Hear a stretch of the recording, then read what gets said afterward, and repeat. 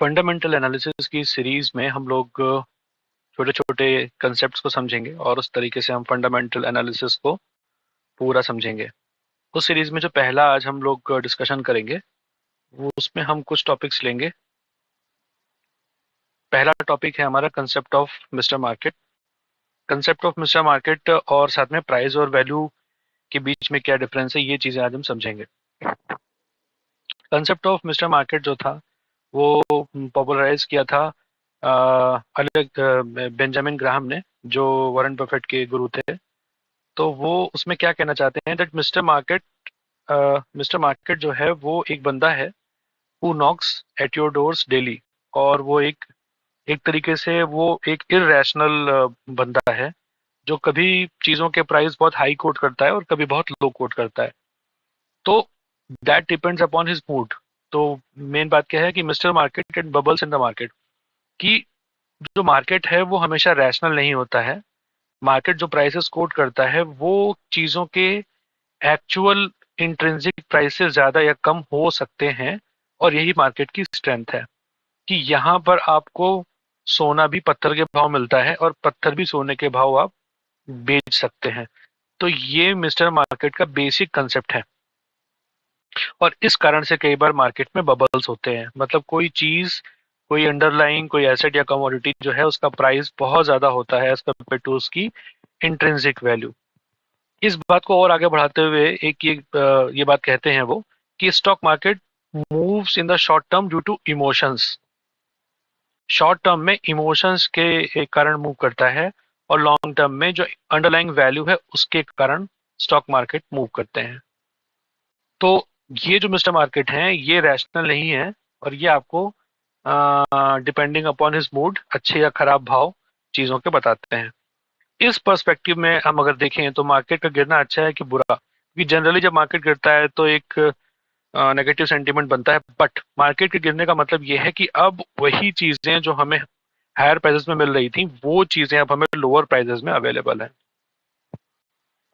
उसी चीज़ को दूसरे तरीके से बताया है कि मार्केट जो है उसके तीन तरह के सेंटीमेंट हो सकते हैं। एक्सुबरेंस जब उसका मूड बहुत हाई है, पैनिक जब बहुत लो है, और बीच में प्रूडेंस। तो बेसिकली वैल्यू प्रोपोजिशन यहाँ कहीं पर है सेंटर में, लेकिन पेंडुलम वैल्यू पर बहुत कम टाइम में रहता है। या तो पेंडुलम इस साइड में रहता है पैनिक के माहौल में, या पेंडुलम रहता है एक्सेसिव एक्सुबरेंस में, बुल रन में। ये बुल रन का एकदम पीक है। तो मार्केट्स इररेशनल होते हैं और इसका फायदा एक इन्वेस्टर उठा सकता है। आगे हम ये बात समझते हैं कि स्टॉक मार्केट को हमें कैसे देखना चाहिए। स्टॉक होना चाहिए, हम एक कंपनी को खरीद रहे हैं या कंपनी के स्टॉक को खरीद रहे हैं, मतलब whether we are buying a company, a part of a company, और it is just a stock. तो जो लॉन्ग टर्म इन्वेस्टर्स होते हैं वो ऐसा सोचते हैं कि वो एक कंपनी के हिस्से को खरीद रहे हैं जब वो स्टॉक को खरीद रहे हैं। और स्टॉक के प्राइस को कौन कौन डिसाइड करता है? मार्केट मेकर और पार्टिसिपेंट्स। मार्केट मेकर जनरली बड़े बड़े प्लेयर होते हैं और पार्टिसिपेंट्स बड़े और छोटे दोनों हो सकते हैं। बेसिकली मार्केट मेकर का कंसेप्ट ये है कि मार्केट मेकर जो होता है वो दो चीजें इंश्योर करता है मार्केट में, एक लिक्विडिटी, दूसरा डेप्थ। लिक्विडिटी का मतलब ये है कि जब आप मार्केट में कोई चीज बेचने या खरीदने जाते हैं तो आपको सामने से बेचने या खरीदने वाले अगर मिल जाते हैं तो आप उस चीज को बेच या खरीद पाते हैं और आपकी ट्रांजैक्शंस कंप्लीट हो जाती हैं। लेकिन अगर आप खरीदने गए और कोई बेचने वाला नहीं है, या फिर आप बेचने गए और कोई खरीदने वाला नहीं है, तो वहां पर मार्केट इलिक्विड होते हैं। और इलिक्विड होने के कारण मार्केट में वहां पर कोई बायर नहीं होता है। तो इसीलिए मार्केट मेकर वो इंस्टीट्यूशंस हैं, बड़े इंस्टीट्यूशंस, जो लिक्विडिटी मेंटेन करते हैं मार्केट में ताकि ट्रांजैक्शंस सुगमतापूर्वक हो जाएं। और पार्टिसिपेंट्स वो हैं जो उस लिक्विडिटी का फायदा उठाते हैं, मार्केट डेप्थ का फायदा उठाते हैं और ट्रांजैक्शंस करते हैं। तो इस तरह हमने देखा कि मार्केट क्या होता है और उसमें मार्केट मेकर और पार्टिसिपेंट्स कौन होते हैं। फिर वो एक और कंसेप्ट है कि जो मार्केट्स होते हैं वो शॉर्ट टर्म में एक वोटिंग मशीन की तरह काम करते हैं और लॉन्ग टर्म में वेइंग मशीन की तरह काम करते हैं। मतलब ये है कि शॉर्ट टर्म में जिस भी स्टॉक के बारे में लोगों की ओपिनियन जैसी होगी, ज्यादा लोग जिस बारे में जैसा सोच रहे होंगे वैसा वो उसका प्राइस बिहेव करता है। जैसे कि इलेक्शंस में वो व्यक्ति जीतता है जिसको ज्यादा लोग वोट देते हैं। जरूरी नहीं है कि जिसको ज्यादा वोट दे रहे हैं उसमें वैल्यू भी ज्यादा हो, लेकिन लॉन्ग टर्म पे स्टॉक मार्केट वैल्यू की तरफ मूव करते हैं और जो नॉइस होता है वो कट ऑफ हो जाता है, और जिस कंपनी के फंडामेंटल्स अच्छे होते हैं मार्केट उसको वैल्यू देता है। तो इस तरह से हमने देखा कि मार्केट जो है वो शॉर्ट टर्म में एक वोटिंग मशीन की तरह काम करता है और लॉन्ग टर्म में एक वेइंग मशीन की तरह काम करता है। अब हम दूसरा कंसेप्ट देखेंगे प्राइस और वैल्यू का। ये वॉरेन बफेट की का एक कोट है कि प्राइस इज व्हाट यू पे, value is what you get. तो प्राइस एक्चुअली वो होता है जो आप किसी चीज का इस समय पे करते हैं और ये सबको पता होता है, ये फिक्स होता है। लेकिन वैल्यू जो होती है वो इनहेरेंट होती है और वो आपको उसकी गेस करनी पड़ती है।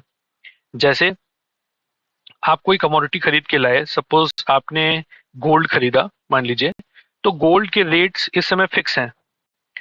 तो गोल्ड का रेट तो सबके लिए वही है, मान लीजिए कि गोल्ड का रेट इस समय एक्स है, तो वो तो सबके लिए फिक्स है। बट वैल्यू इस बात पे निहित है कि आप उसका क्या करने वाले हैं उस कमोडिटी का। अगर आप उससे ज्वेलरी बनाते हैं और ज्वेलरी बना के आप सेल करते हैं तो आपके लिए उसकी एक्चुअल वैल्यू गोल्ड से ज्यादा है।